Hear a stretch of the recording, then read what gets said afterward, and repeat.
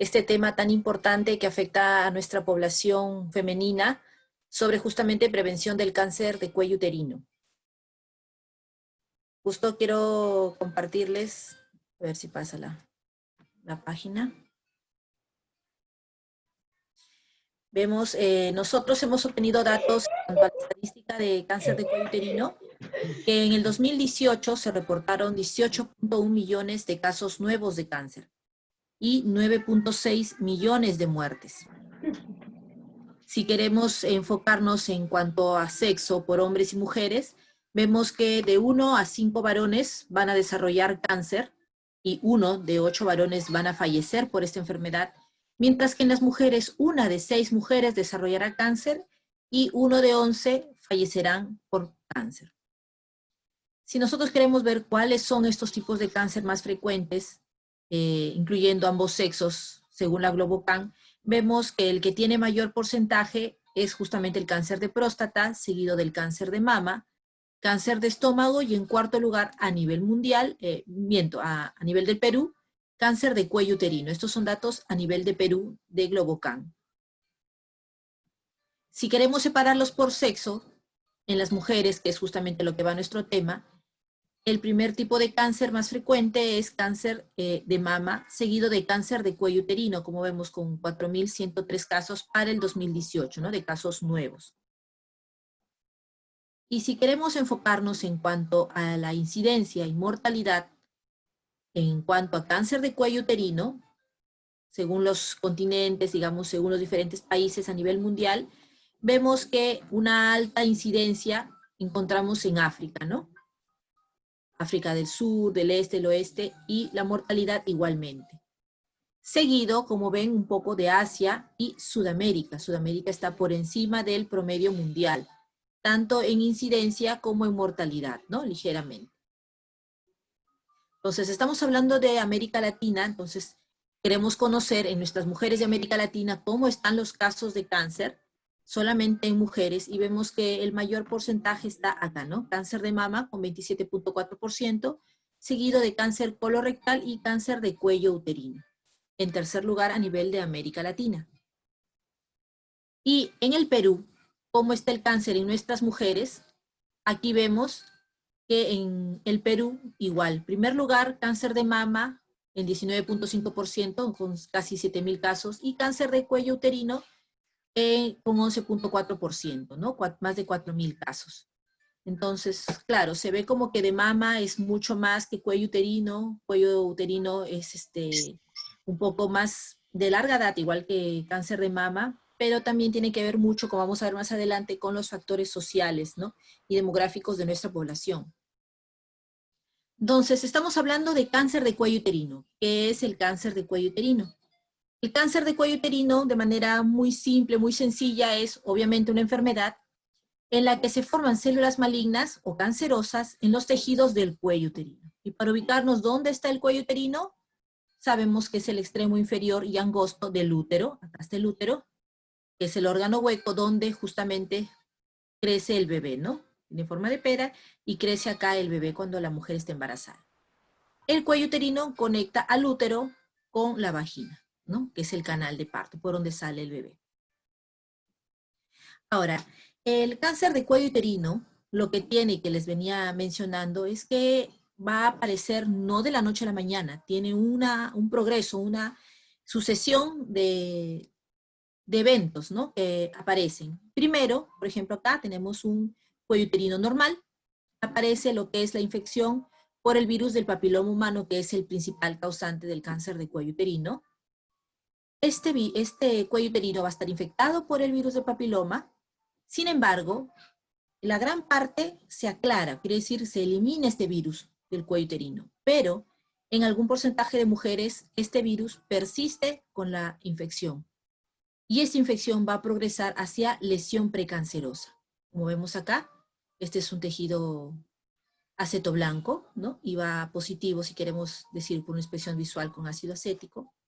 Incluso cuando hay lesión precancerosa, no tiene cáncer, es un precáncer, como su nombre lo dice, puede regresionar este tipo de lesiones.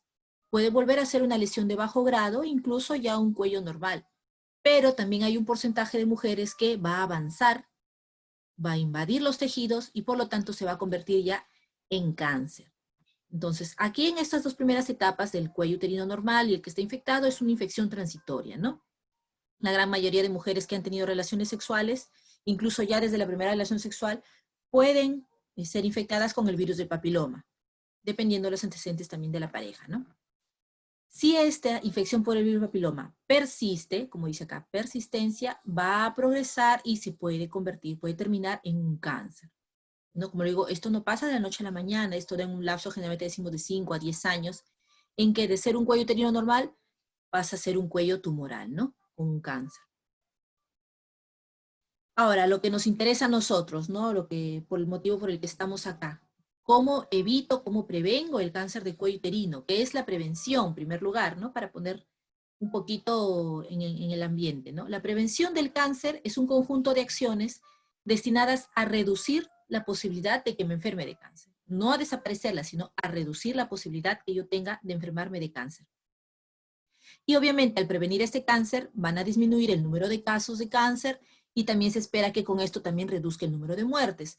¿Por qué hay tantas muertes por cáncer? Porque a veces este tipo de cáncer, incluso los otros tipos de cáncer se detectan cuando ya está avanzado el cáncer, ¿no? Cuando es en esta 3, 4, donde justamente pues va a aumentar mucho más la probabilidad de un fallecimiento por esta enfermedad.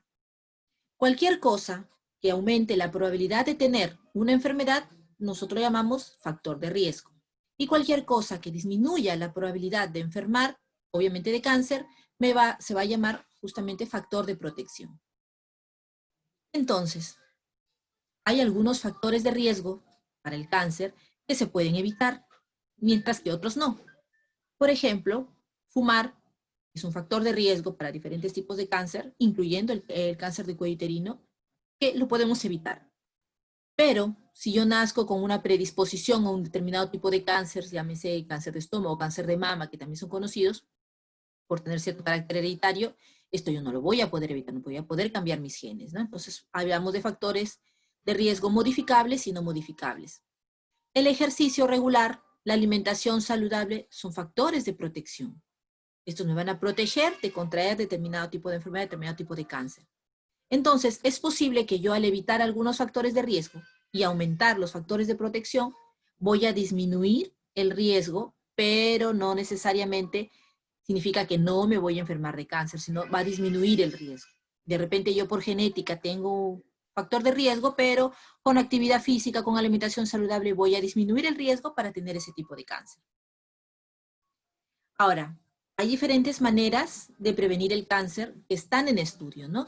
Por ejemplo, cambiar estilos de vida, los hábitos de la alimentación, evitar todo lo que se sabe que puede causar ese cáncer y recibir tratamiento como, por ejemplo, para una afección precancerosa o para evitar que se presente un cáncer, ¿no? Justamente acá estoy presentando las figuras relacionadas con lo que es el cáncer de cuello uterino. Pero entonces, ¿cuáles son los factores de riesgo para el cáncer de cuello uterino? Me interesa saber cuáles son los factores de riesgo justamente para prevenir esta enfermedad. Entonces, los factores de riesgo no modificables, los que ya sé que no voy a poder cambiar y que necesito conocer, ya sea en mi paciente o en mí como mujer, ¿no? En ustedes, sus familiares, sus hermanas, sus madres, sus tías, la edad. ¿No? El riesgo va a aumentar entre el final de la adolescencia y mediados de los 30 años. Aumenta mucho más en este grupo de edad la posibilidad de tener un cáncer de cuello uterino. El sexo es obvio, ¿no? Para hoy estamos hablando de cáncer de cuello uterino, ¿quiénes son las que tienen riesgo? Las mujeres, ¿no? La mujer, obviamente la que desarrolla la enfermedad, pero, como hemos dicho, esta enfermedad se produce ¿por quién? Por el virus del papiloma humano. Y el virus del papiloma humano lo puede tener tanto el hombre como la mujer. Los dos tienen riesgo. Y aquí justamente quiero mostrarles algunas gráficas interesantes que también he obtenido de la Globocan.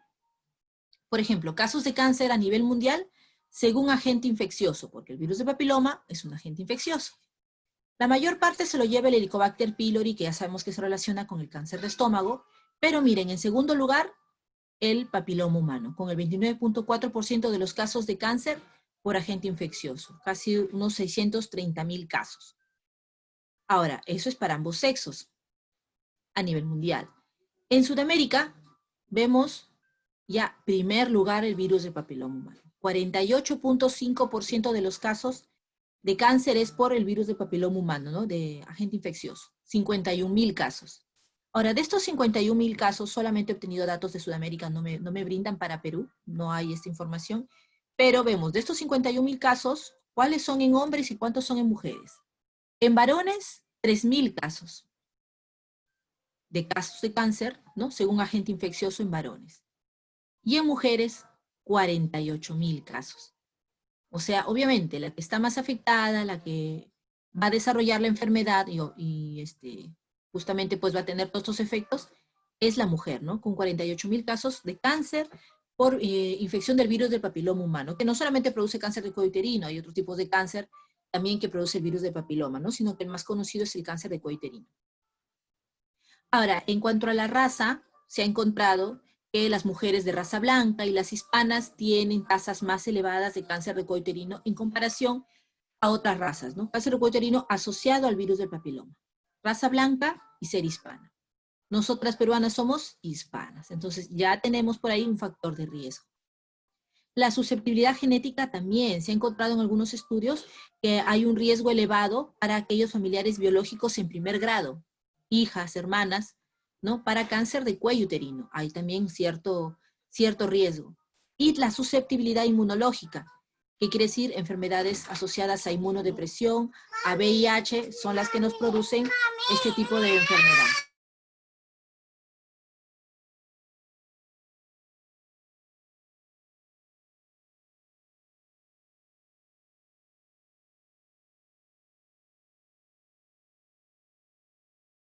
Entró mi pequeña, por eso vamos a continuar. A ver.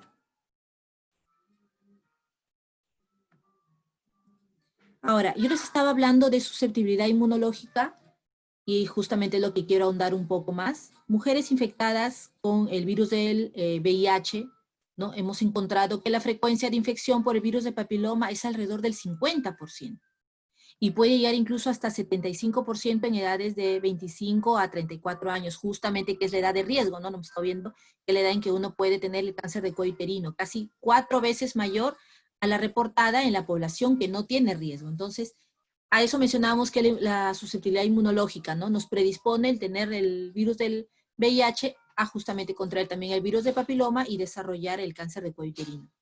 Ahora, en este grupo de mujeres también se observa una mayor frecuencia de infección relacionada con un menor conteo de células de CD4, ¿no? Y obviamente van a ser más severas en el cuello uterino que presenten. También hay mujeres que presentan displasia, o sea, no necesariamente el cáncer de cuello uterino, sino una lesión precancerosa, y va a ser más frecuente en mujeres que tienen, por ejemplo, lupus, ¿no?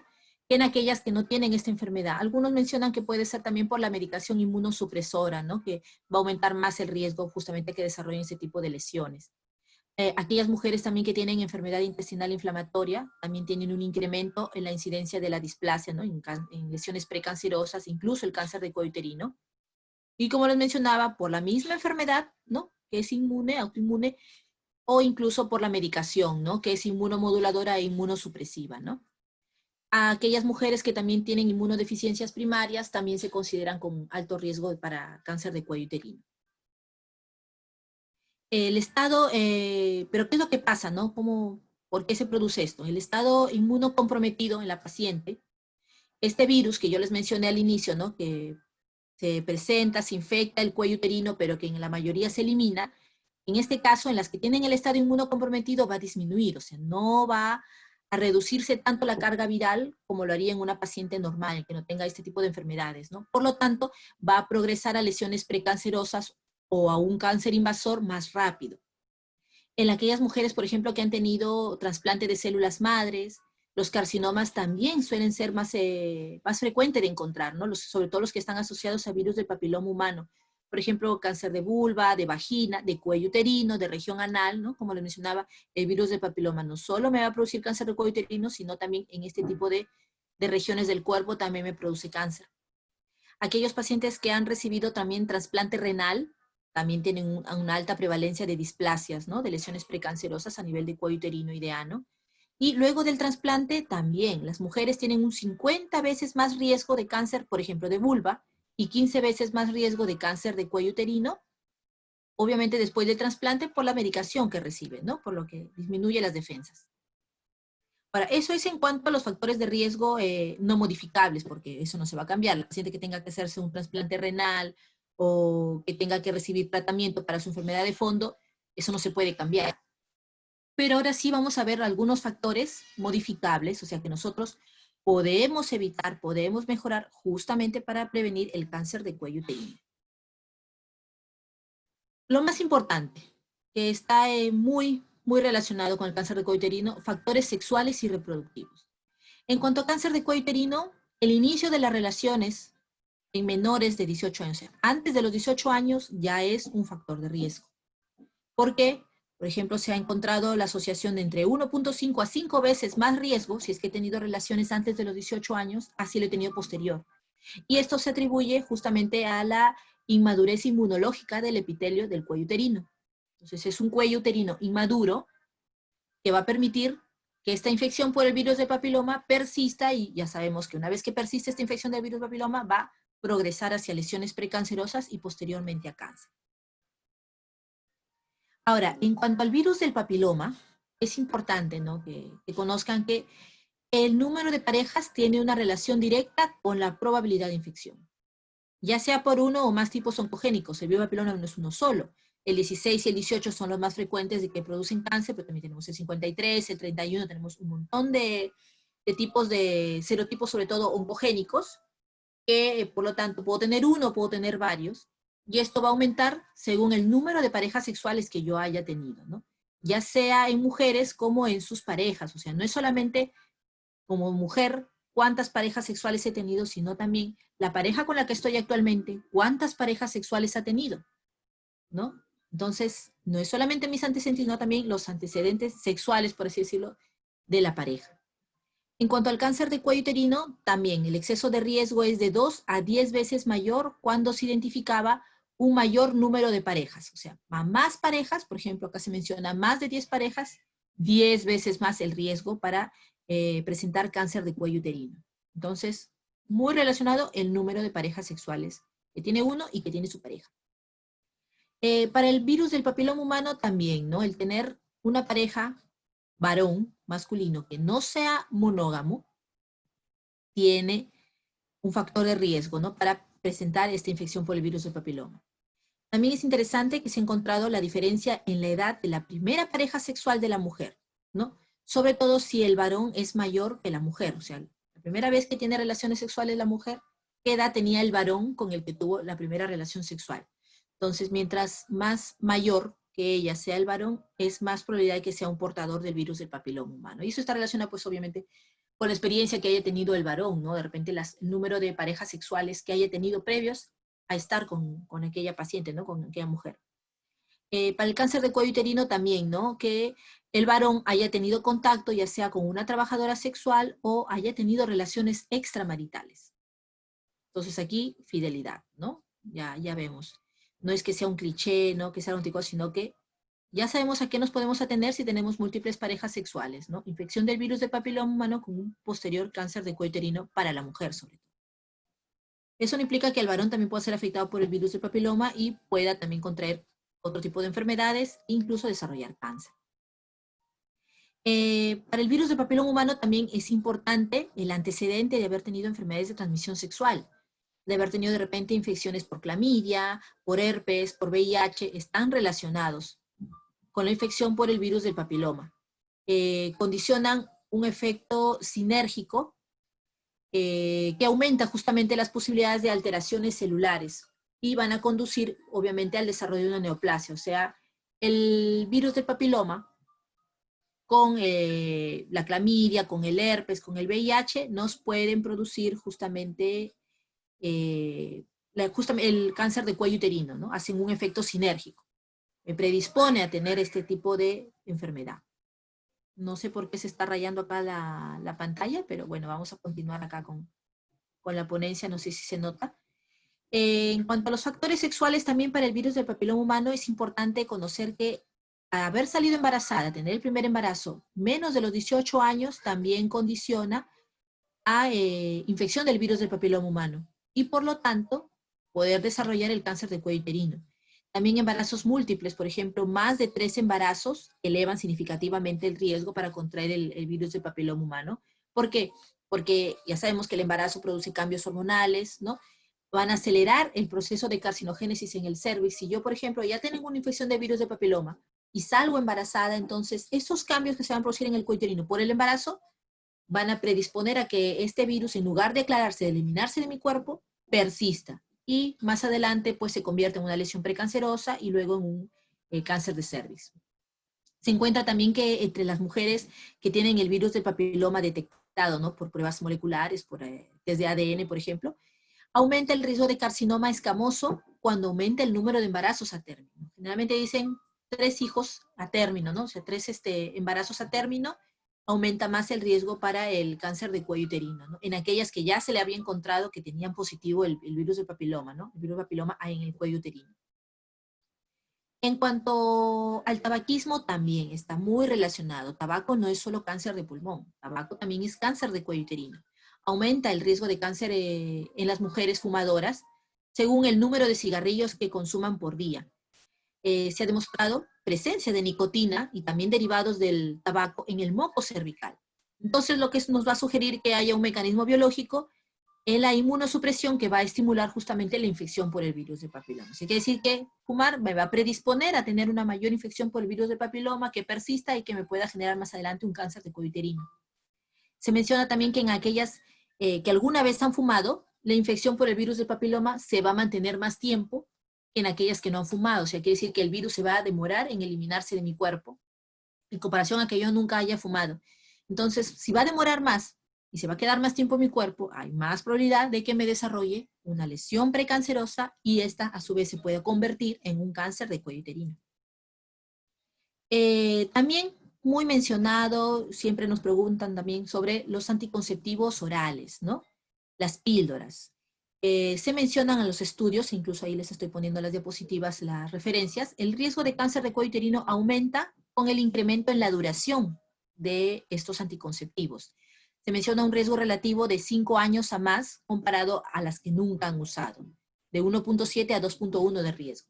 O sea, el riesgo va a disminuir al mismo nivel al mismo nivel de las que nunca han usado anticonceptivos después de 10 años. O sea, yo soy una mujer que uso las píldoras y me enteré de que aumenta el factor que aumenta para el cáncer de cuello uterino, aumenta el riesgo, entonces lo dejo la píldora. Recién mi nivel de riesgo se va a igualar a la que nunca usó nunca usó píldoras después de 10 años. Después de 10 años de haber suspendido el uso de la píldora, recién me igualo al riesgo de las que nunca usaron anticonceptivos orales. Y la asociación es mayor con el cáncer invasor que el cáncer in situ, o sea, justamente el que nos produce más complicaciones, ¿no? Aumenta de 4 a 3 veces, 4 veces para cáncer invasor y 3 veces para cáncer in situ. En cuanto a la nutrición también es importante, se ha relacionado que hay cierta deficiencia de vitamina A, de vitamina C, va a incrementar el riesgo para el cáncer de cuello uterino, y por eso también se mencionan algunas dietas que son protectoras contra esta enfermedad, ¿no? Las que son ricas en folatos, en retinol, en vitamina E, vitamina C, B12, alfa-betacaroteno, licopeno, ¿no? El mencionado tomate, por ejemplo, que tengan luteína, zeaxantina, triptosantina. O sea, dietas que sean ricas en frutas y vegetales, en vitamina C y vitamina E, van a tener efectos protectores contra la persistencia de la infección por el virus del papiloma. Ojo, estoy diciendo persistencia de la infección. No estoy mencionando de que me van a proteger del cáncer del cuello uterino, sino que van a permitir a mi cuerpo contar con los nutrientes necesarios para combatir esta infección por el virus del papiloma, eliminarlo rápidamente del cuerpo y no desarrollar una lesión precancerosa y un posterior cáncer de cuello uterino. Los factores sociales, lo que yo les mencionaba, ¿no? Que se ve muy ligado a esta enfermedad. La presencia del cáncer de cuello uterino se asocia además con la pobreza, con la baja escolaridad en las pacientes, ¿no? Desempleo, que viva yo en alguna zona rural, la falta de acceso a los servicios de salud. ¿Por qué se cree? ¿Por qué creen ustedes?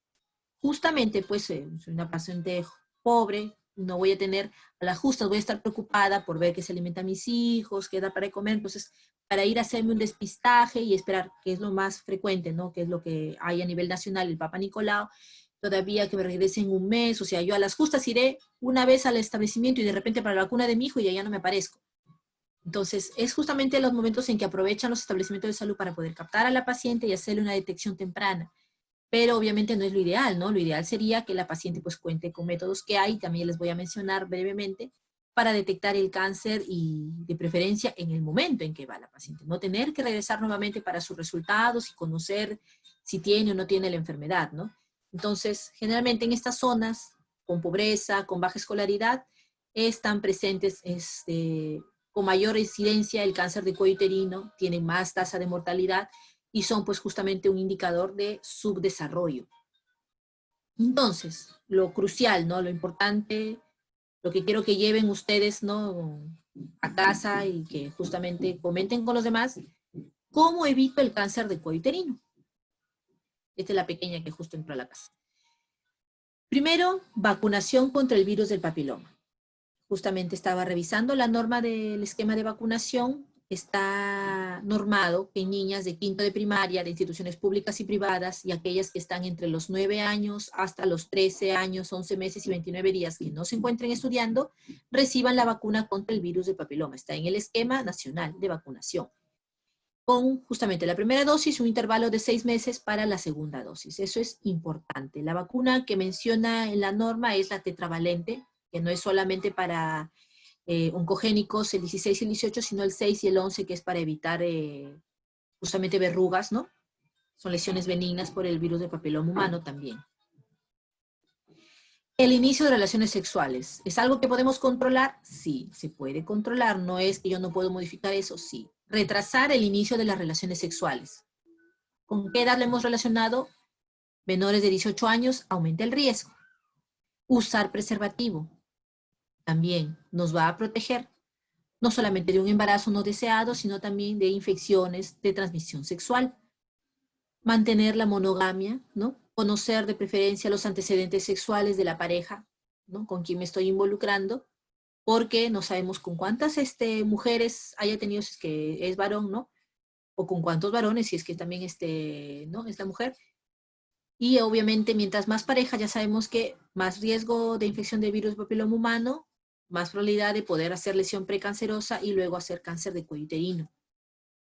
La revisión médica, o sea, practicar una sexualidad segura y responsable. Todos ahorita acá somos mayores de edad, conocemos, somos relacionados con la medicina, tenemos que practicar una sexualidad segura y responsable. ¿Y qué implica eso? Una revisión médica, un chequeo para nosotros las mujeres, los varones también, ¿no? Descartar ETS, infecciones por clamidia, por herpes, por VIH, ¿no? Más común de las vaginosis, ¿no? Que tenemos, que también se han encontrado algunos estudios, pero las más mencionadas son clamidia, herpes y VIH. La planificación familiar. Si empecé mi relación, mi vida sexual, entonces tengo que empezar a ver cómo cuidarme. No es solamente la pastilla del día siguiente cada vez que tengo relaciones, porque como su nombre lo dice, del día siguiente es de emergencia. Si se rompe el preservativo, si tuvo una violación, ¿no? Emergencia. Pero si ya tengo una pareja estable, entonces amerita que yo tenga planificación familiar, que acuda con el establecimiento de salud, ¿no? Que me puedan orientar. Incluso conozco yo y he trabajado en bienestar universitario ahí en la Nacional, donde puedo ir y puedo orientarme y recibir planificación familiar. Evitar los embarazos a temprana edad, que ya hemos visto también, embarazo menores de 18 años, aumenta el riesgo para infección por el virus de papiloma humano. Y bueno, lo que se sugiere, ¿no? No lo estoy poniendo acá a rajatabla, sugiero, ¿no? Evitar, digamos, el uso de anticonceptivos orales de las píldoras por más de 5 años. Si de repente ya estoy acercándome a ese tiempo de uso, de repente cambiar de método. ¿Qué otro método se me podría aplicar para no estar expuesta a estos factores hormonales, ¿no? Que son justamente los que me pueden relacionar con el cáncer de cuello uterino? Y hábitos saludables. No fumar. Si estoy fumando, dejar de fumar. Si tengo problemas para dejar de fumar, buscar ayuda, buscar apoyo, porque no es fácil dejar de fumar. Se necesita, a veces algunos lo tienen obviamente como ya un hábito nocivo que es difícil de recuperar, pero con ayuda se puede. Consumir frutas, vegetales, ¿no? Que sean ricos en vitaminas A, C, E. Realizar también actividad física frecuente. La obesidad no es que esté muy relacionada con el cáncer uterino, pero nos ayuda justamente para desarrollar esos factores protectores y evitar la persistencia de la infección por el virus de papiloma. La obesidad está más relacionada con el cáncer de mama, pero siempre lo recomendamos, ¿no? No es solamente para el cáncer, sino también de otras enfermedades también nos va a proteger la actividad física. Otro punto importante, la detección temprana, y aquí es lo que les mencionaba, ¿no? Que les iba a comentar. Nosotros conocemos algunos de estos métodos, de repente algunos no. Disculpen, el Papa Nicolau, citología, ¿no? Ya sea de base líquida o citología convencional, que lo conocemos como la tinción de Papa Nicolau, realizarlo, ¿no? Es un método de detección temprana que, como les había mencionado, pues el detalle es que hay que regresar nuevamente para que nos den los resultados, tiene que ver también el patólogo, el citólogo que me lee la lámina, entonces hay muchos factores que me pueden hacer que puedan salir un falso negativo, por eso tiene de sensibilidad algo entre 40 a 60%. La inspección visual con ácido acético, que es el IVA, por eso ven aquí blanquito. Este método es el que se ha estado, digamos, promocionando más a nivel nacional en las directivas últimas, y nosotros incluso como IREN hemos estado capacitando a personal, sobre todo de obstetricia, pero también médicos hemos estado invitando en la capacitación para realizar adecuadamente el IVA, ¿no? Que solamente en un minuto vamos a poder esperar y ver si es que aparecen lesiones acetoblancas que sean sospechosas de una infección, de una lesión precancerosa, ¿no? O incluso de un cáncer. Entonces, esto lo bueno es que la paciente llega a mi consultorio, llega de repente por la vacuna para el hijito, pasa a la consulta con la obstetriz, le realiza el IVA y en ese momento ya la obstetriz le puede decir, sí señora, usted tiene acá una lesión sospechosa, mejor vaya al IREN o a otro establecimiento de tercer nivel que le puedan hacer su colposcopía, ¿no? Que es lo que merita, para descartar que sea ya cáncer, ¿no? Un precáncer. Y el Bili, que es muy parecido al IVA, pero en lugar de usar ácido acético se usa Lugol, ¿no? Todo lo negrito acá que ven es normal, lo que ya nos sale amarillo azafrán es sospechoso de cáncer. Este incluso, pues, por las lesiones exofíticas que se ven acá, ya es sospechoso de cáncer. Disculpen. Entonces, otro tipo de detección temprana, no necesariamente para cáncer de cuello uterino, pero sí para papiloma, las pruebas para detectar el virus de papiloma humano, ¿no? Hay el test de ADN-PBH, hay también de captura híbrida para detectar si la paciente tiene el virus del papiloma. Pero ojo, que yo tenga el virus del papiloma no significa que yo tenga el cáncer, ni tampoco significa que lo vaya a tener, pero significa que tengo que hacerme mis chequeos un poco más continuos, ¿no? Porque podría desarrollar el cáncer de cuello uterino. Si es negativo, mucho mejor, ¿no? Generalmente el esquema es sale negativo, en 5 años me vuelvo a hacer la prueba. El COTES le decimos cuando es Papa Nicolau con el virus de papiloma. Pero si me sale positivo, ya amerita colposcopía, amerita más estudios, que a lo que viene acá el sexto punto, ¿no? Que les quería mencionar. Manejo oportuno de displasias. Estamos hablando de prevenir el cáncer de cuello uterino. Una displasia no es cáncer, es un precáncer que necesita un manejo oportuno justamente para evitar que se convierta en cáncer. Entonces, acá lo primero, y que me han escuchado mencionar, la colposcopía, ¿no? Ver con un lente de aumento el cuello uterino, a ver si es que hay alguna lesión sospechosa. Si hay alguna lesión sospechosa, la biopsia nos va a permitir justamente determinar lo que es, si es una lesión precancerosa, leve, moderada, severa, no es un cáncer in situ, no es un cáncer invasor, eso me va a decir la biopsia, prácticamente me va a dar el diagnóstico histológico, y según eso puede ameritar un conolip, como ven acá, con una asalip, si se extrae pedazo del cuello uterino, o cono frío, ¿no? Acá con bisturí, por eso se le llama cono frío, también en forma de cono se saca la lesión precancerosa, o crioterapia, ¿no? Que es aplicar una sonda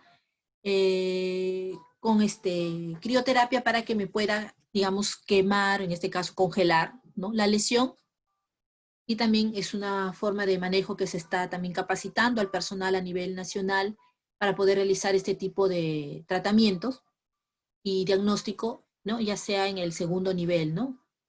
O primer nivel, donde cuenten con los establecimientos debidamente equipados y personal entrenado. Entonces, básicamente son los 6 puntos que me gustaría que lo tengan en resumen, son mis pequeñas. Estoy presta a que me puedan preguntar, a poder resolver sus preguntas, para poder conversar y aclararle las dudas que ustedes tengan. Muchas gracias por la ponencia, doctora. A ver, comenten acá en el chat si tienen alguna pregunta para la que sea respondida por la doctora. Acá coméntenlo y yo lo leo a la doctora. Bueno, la doctora también lo puede leer.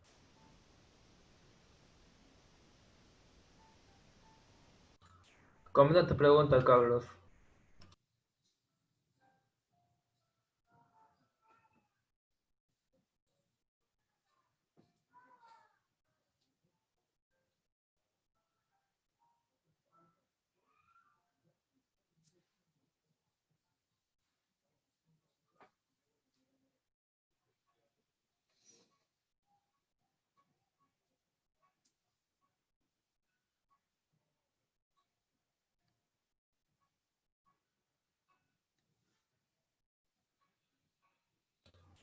No, justo acá estoy viendo una pregunta que dice si es que hay tratamiento para la infección por el virus del papiloma. Como tratamiento para la infección no hay. Hay algunas lesiones, por ejemplo, las lesiones producidas por el virus del papiloma, pero que es no oncogénico, que es el tipo 6, el tipo 11, que produce las verrugas genitales, por ejemplo. Hay un tratamiento que se da el imiquimod, por ejemplo, que se aplica, ¿no?, localmente, pero no es que esté justamente producido, digamos, para tratar la infección por el virus de papiloma, ¿no? Es sobre todo para la lesión, que se ha visto que es un inmunomodulador y ayuda pues a eliminar rápidamente el virus. Pero cuando yo tengo una lesión precancerosa en cáncer en el cuello uterino, una lesión precancerosa en el cuello uterino, bien difícil. Una vez que yo tengo la infección, no quiere decir que la voy a tener para toda la vida. Como ya les había mostrado, ¿no?, acá en la ponencia, yo voy a, hay cierto porcentaje, ¿no?, acá lo vemos, que va a tener el aclaramiento. O sea, de haber sido infectado por el virus de papiloma, se va a aclarar mi mismo cuerpo, las defensas de mi cuerpo lo van a eliminar este virus de papiloma. Y entonces la paciente queda normal, queda con el cuello uterino normal y no desarrolla la enfermedad, ¿no? De manera grosera, digamos, un 10% de las pacientes son las que persiste la infección. El 90% eliminan este virus, ¿no? En unos 2 años, ese virus del papiloma que entra al cuerpo se puede eliminar, pero hay un 10% de pacientes que sí puede persistir la lesión y puede justamente ya presentar las diferentes etapas, ¿no? La lesión precancerosa y luego el cáncer.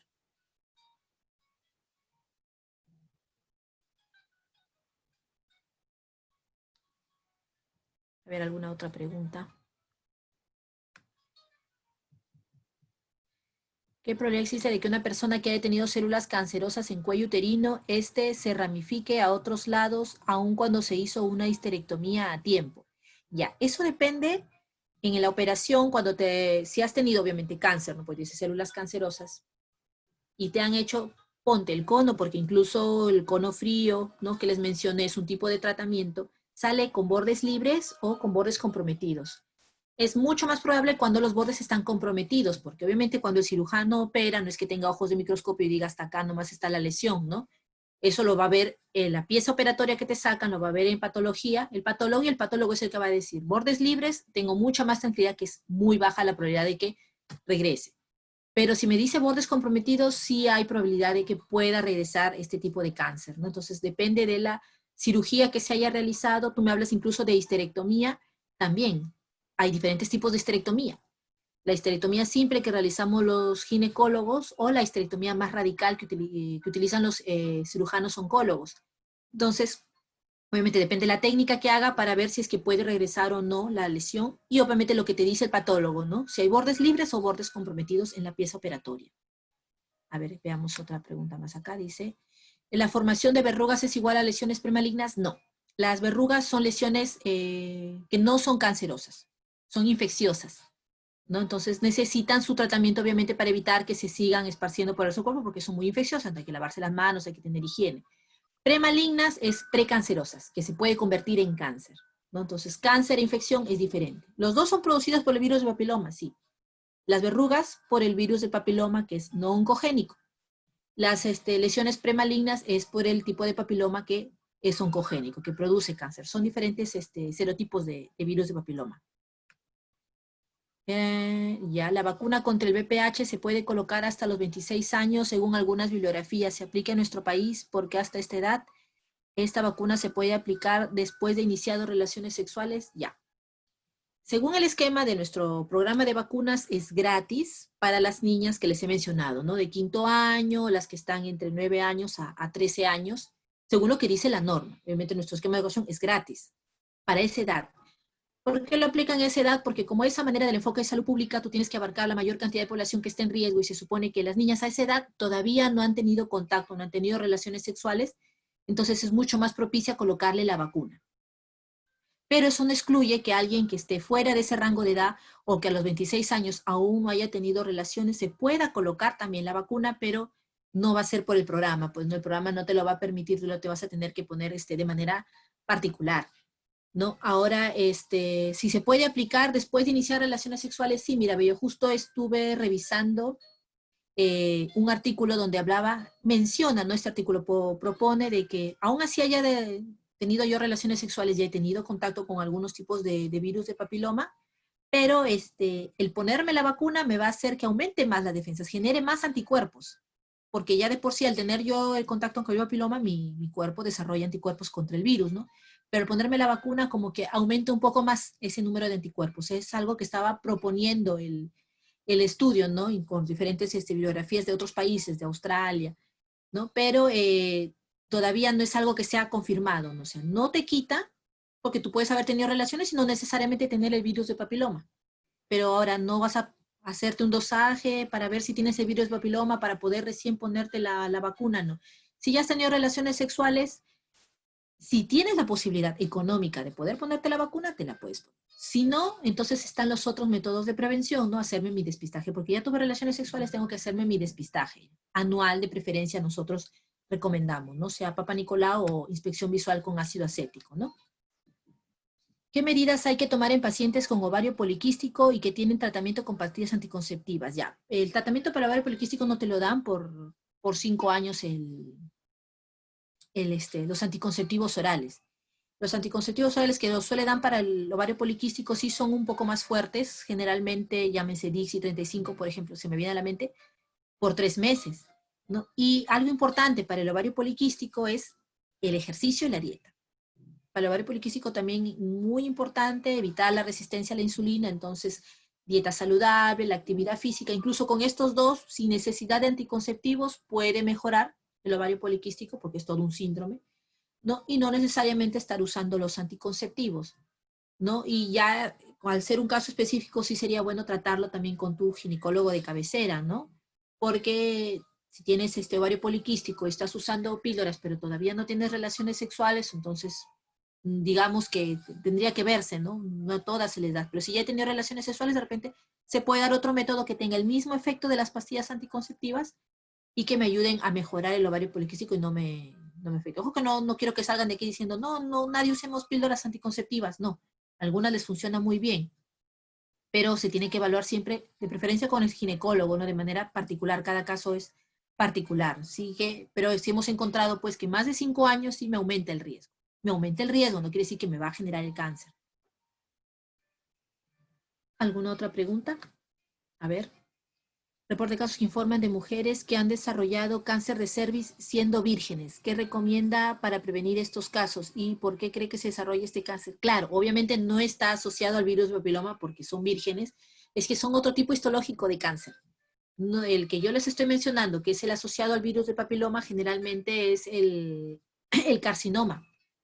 No, pero hay otros, hay adenocarcinoma, hay sarcomas, entonces ya son diferentes tipos histológicos, son menos frecuentes, porque el más frecuente es el que está asociado al virus papiloma, pero se producen justamente por eso, es otra línea histológica, ¿no? Por eso es que suena raro, ¿no? Pero si era virgen, no ha tenido relaciones, ¿cómo generó el cáncer? Es un porcentaje muy bajito, pero sí se presentan esos casos. ¿No? O sea, sí está bien tu información, pero se produce justamente porque no está asociado al virus del papiloma.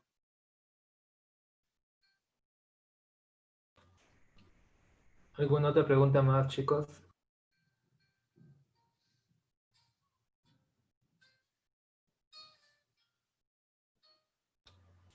Bueno, si no hubiese otra pregunta más de parte de la Sociedad Científica de la Universidad Nacional de Trujillo, le damos las gracias, doctora, por esta gran ponencia.